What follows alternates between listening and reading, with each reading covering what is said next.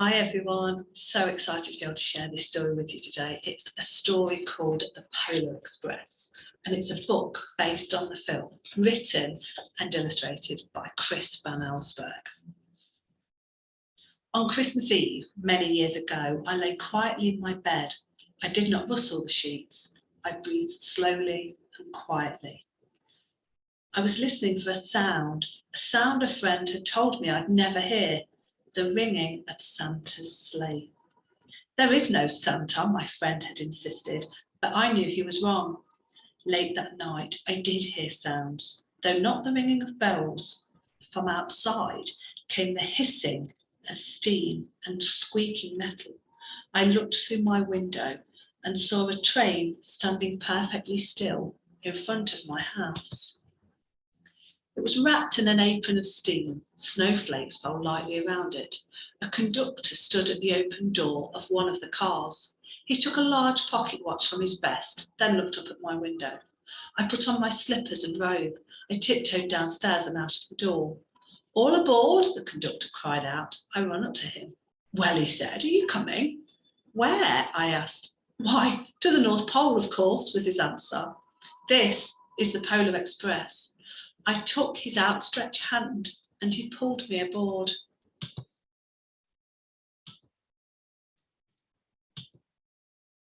The train was filled with other children, all in their pyjamas and nightgowns. We sang Christmas carols and ate candies with nougat centres as white as snow. We drank hot cocoa as thick and rich as melted chocolate bars. Outside, the lights of towns and villages flickered in the distance as the Polar Express raced northward. Soon there were no more lights to be seen. We travelled through cold, dark forests where lean wolves roamed and white-tailed rabbits hid from our train as it thundered through the quiet wilderness. We climbed mountains so high it seemed as if we would scrape the moon, but the Polar Express never slowed down. Faster and faster we ran along, rolling over peaks and through valleys like a car on a roller coaster. The mountains turned into hills, the hills to snow-covered plains. We crossed a barren desert of ice, the great polar ice cap. Lights appeared in the distance. They looked like the lights of a strange ocean liner sailing on a foreign sea. There, said the conductor, is the North Pole.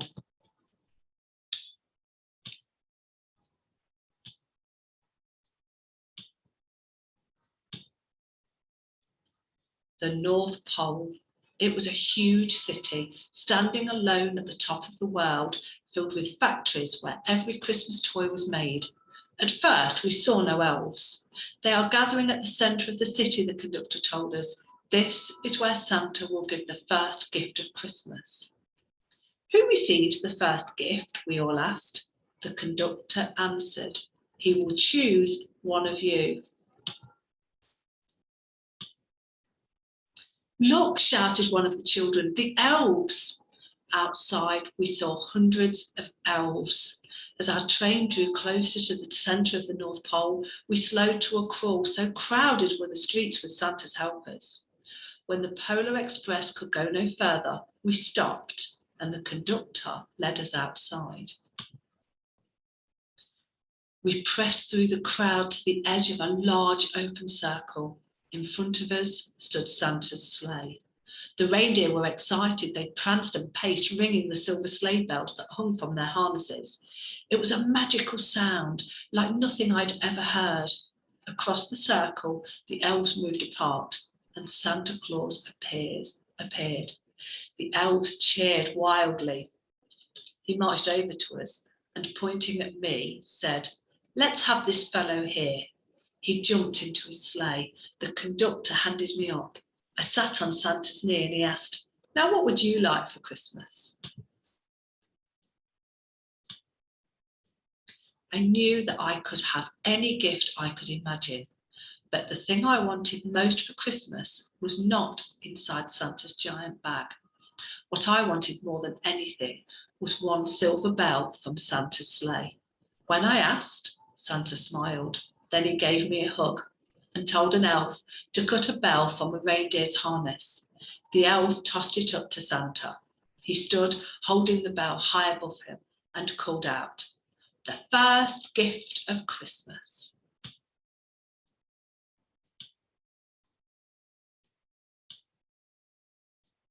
A clock struck midnight as the elves roared their approval.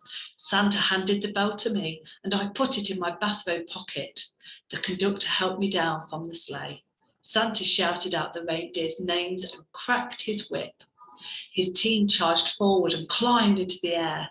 Santa circled once above us, then disappeared in the cold, dark polar sky.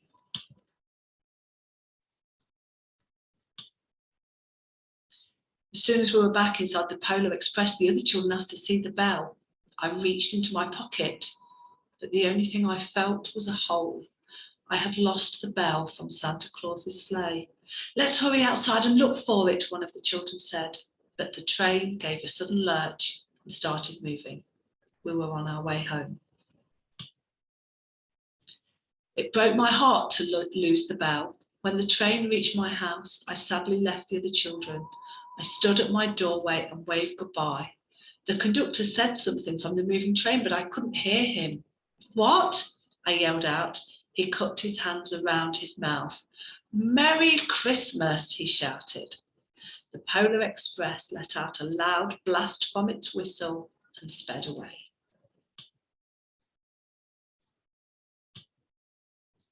On Christmas morning, my little sister Sarah and I opened our presents. When it looked as if everything had been unwrapped, Sarah found one last small box behind the tree. It had my name on it. Inside was the silver bell. There was a note. "Found this on the seat of my sleigh. Fix that hole in your pocket. Signed, Mr. C." I shook the bell. It made the most beautiful sound my sister and I had ever heard. But my mother said, "Oh, that's too bad." "Yes," said my father, "it's broken."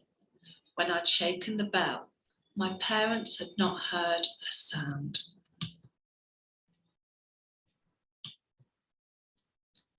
At one time, most of my friends could hear the bell, but as years passed, it fell silent for all of them. Even Sarah found that one Christmas she could no longer hear its sweet sound. Though I've grown old, the bell still rings for me, and it does for all who truly believe. I hope you enjoyed that story. I hope, like me, you truly believe, and I hope that you can always hear the ringing of Santa's bells.